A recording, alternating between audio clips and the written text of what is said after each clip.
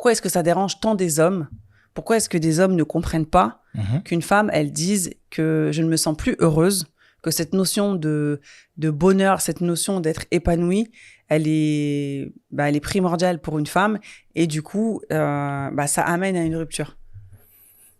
Parce que déjà, c'est une mauvaise raison de se marier. On se marie pas parce qu'on recherche le bonheur. On se marie pas parce qu'on veut être heureux. Et c'est ça, en fait, qui est le problème. Le problème même déjà de base, il est là. C'est-à-dire que si les femmes recherchent le bonheur dans le mariage, c'est normal que ce soit les premiers qui demandent le divorce. Alors après, je comprends ce que tu veux dire, mais je trouve que c'est logique que tu recherches quand tu te maries avec quelqu'un. Et moi, c'est pour ça qu'on fait cet épisode, parce que moi, j'arrive pas du tout à comprendre, en fait. Mais pour moi, c'est tout à fait logique que quand tu te mets avec quelqu'un, que tu recherches du bonheur avec cette personne-là, que tu recherches à ce que vous soyez heureux tous les deux, à ce que vous alliez hyper loin. Donc ça, c'est la raison pour laquelle tu penses que les gens devraient se marier. Mais par contre, non, tu vois, c'est juste de comprendre. Oui, non, mais là, tu vas directement trop loin. En fait, moi, perso, je me suis pas mariée avec toi parce que je voulais que tu me rendes...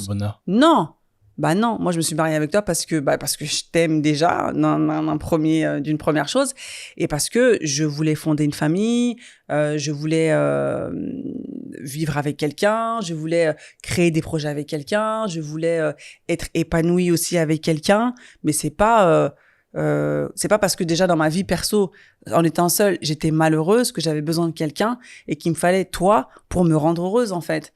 En fait, pour moi, en tout cas, quand tu te maries avec quelqu'un ou quand tu es en relation avec quelqu'un, en fait, la personne, c'est un plus. Et cette personne-là, en fait, elle doit rajouter, tu vois, du sel ou du piment ou ce que tu veux, tu vois, dans ta vie. Et elle doit embellir ta vie, elle doit faire en sorte à ce que, effectivement, tu sois heureuse, quoi. Non, mais tu es déjà heureuse avant que cette personne arrive. Oui, mais encore plus. Oui, voilà, bien sûr. Donc, on va rester sur l'exemple de notre invité qui est venu sur le live. Elle a dit quelque chose de très important quand elle parlait de son témoignage. Elle a dit qu'elle s'était menti à elle-même. Elle s'était menti à elle-même, donc elle a donné une autre apparence à son mari. Ça veut dire que quelque part, elle s'est oubliée. Ça veut dire que quelque part, elle a fait abstraction de son bonheur et elle a voulu faire fonctionner uniquement ce bonheur imaginaire du couple. En tout cas, ce bonheur, il y a l'orage. Ce bonheur mutuel dans le couple. Après... Et ça, attends, je termine. Ça, je pense que c'est une grosse erreur. Et ça, c'est quelque chose qui est très femme.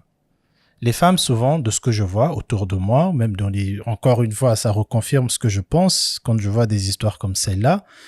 J'ai l'impression que pour les femmes, après ça s'explique, mais j'ai l'impression que pour les femmes, le mariage, c'est le summum du bonheur. C'est-à-dire que une fois que tu te maries, tu es sur la montagne et tu découvres enfin c'était quoi cette fameuse vie, quoi. Genre, t'es arrivé et tu attends que cette brise du bonheur arrive. Mais sauf que le mariage, en fait, c'est juste un début d'une vie. Si toi-même déjà, de là où tu étais, de tes parents ou de ton ex, je sais pas, tu sortais d'où, tu arrives dans une relation et t'es en quête de quelque chose, tu commences mal ta relation, en fait. Je suis d'accord.